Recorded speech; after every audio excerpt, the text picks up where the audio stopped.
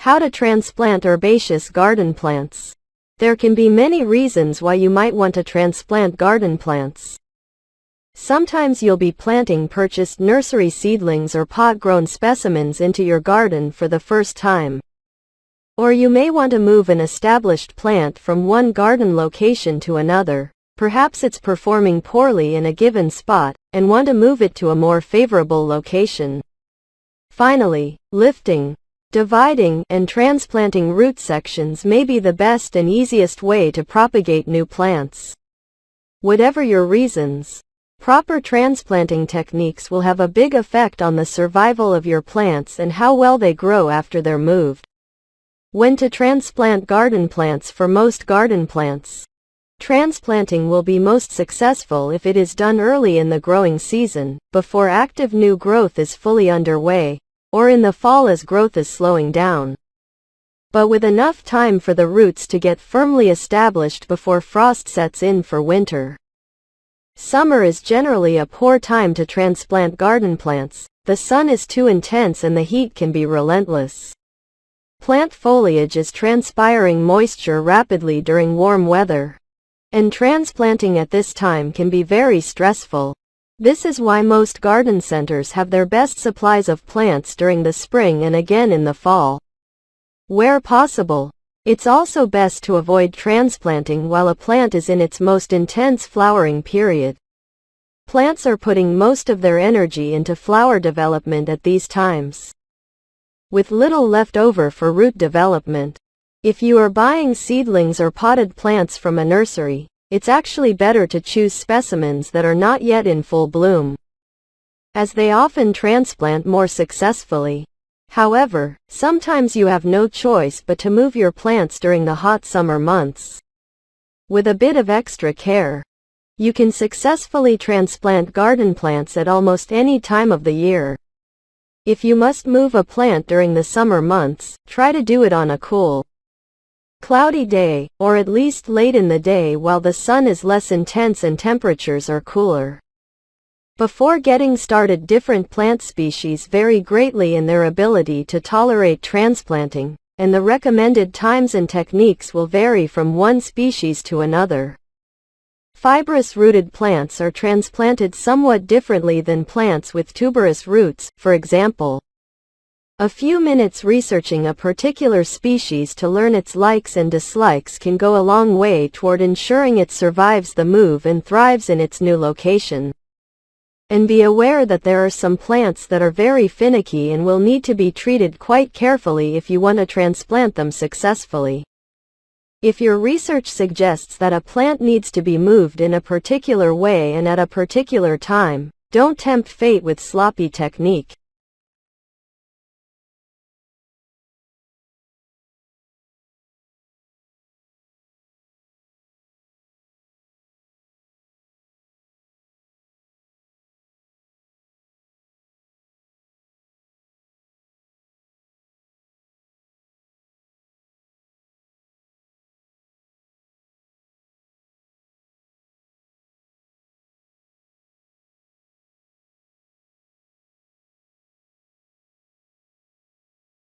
Instructions. 1. Water the plants. Water the garden plants to be dug and or transplanted the day before you plan to lift them. This ensures that the whole plant will be thoroughly moist when it's time to transplant. Make it a good, deep soaking so the roots can take up as much water as possible. Moist soil will also make it easier for you to dig. If you are planting a specimen you received as a bare root plant, roses and some trees are often sold this way. Allow the roots to soak in a bucket of water for a couple of hours before planting.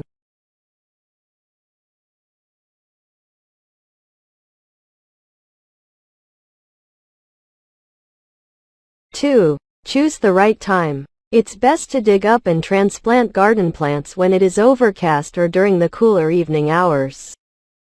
This will give the plant the entire night to get adjusted in its new spot before being exposed to the heat and bright light of the day. This is especially important when transplanting small seedlings. 3. Water the plant one more time. Lightly water the plant again immediately before digging or removing it from its pot. You want the soil around the root ball to be well saturated so that the soil will adhere to the roots when it is dug from the garden. This prevents the roots from being exposed to drying winds.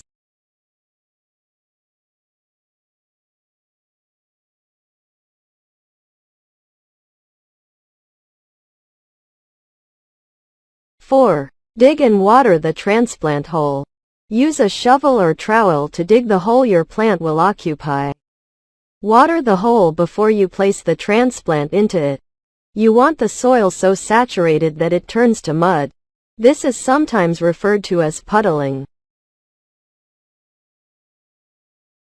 5. Lift the plant. Carefully dig up the plant to be moved, or remove it from its nursery container, just before moving it into its new location. Except in instances where you are dividing the roots for propagation purposes, it's best to dig up the plant in a manner that keeps most of the soil clinging to the roots. Never leave the roots exposed to sun, heat, or wind. When planting nursery specimens, it's tempting to remove all plants from their pots and place them where you want them to go in the garden. But roots will desiccate quickly. Remove each plant just before planting it.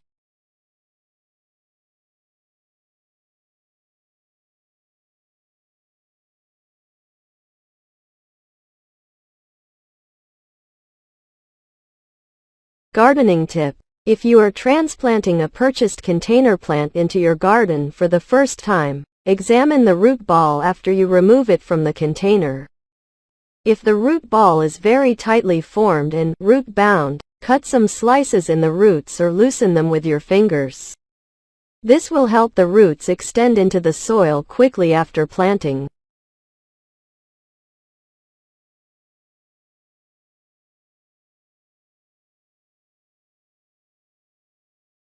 Six. Place the transplant. Place the transplant into the hole, fill the hole halfway with soil, and then water again.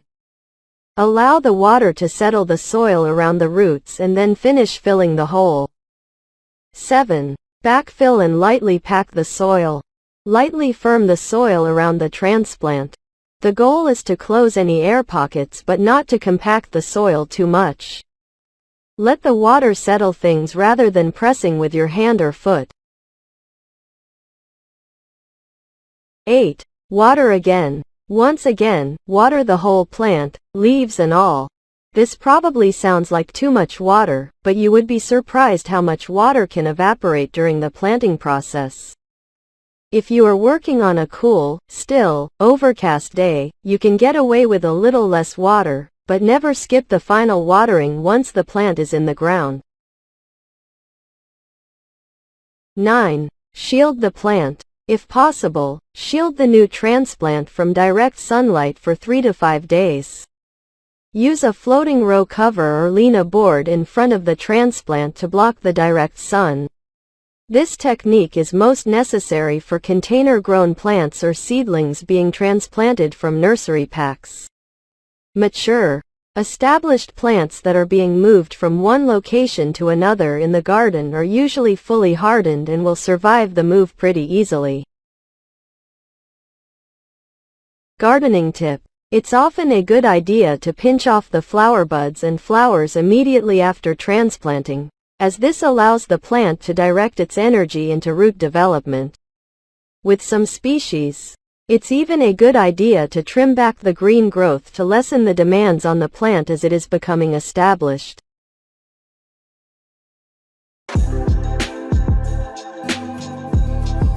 Today we will move a smaller garden plant. This technique works for a range of plants from seedlings to large plants. Summer is not the best time to move a plant due to the amount of stress it can cause, but with the right care, it can be done successfully.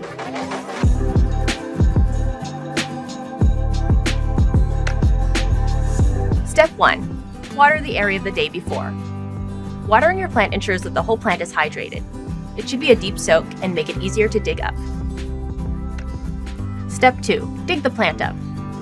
Dig and transplant when it's overcast or during the cooler evening hours. This gives the plant a chance to adjust before experiencing heat and sun the next day. This is especially important when transplanting small seedlings. Step 3. Water the root ball. Water the root ball to protect from dehydration. The soil around the root ball should be well saturated. The root should not be exposed to the sun, heat, or wind. Step 4. Water the hole the plant is going in. This is an important step to ensure the roots are hydrated. The soil should be so saturated that it creates a puddle of mud. Step 5. Place the plant in the hole, then water again. Once the plant is in the hole, it should be filled halfway with soil. Then you water. When the water settles in the soil around the roots, then finish filling in the hole. Step 6. Firm the soil, water again. The soil needs to be firm just enough to get rid of air, but not that it's compacted.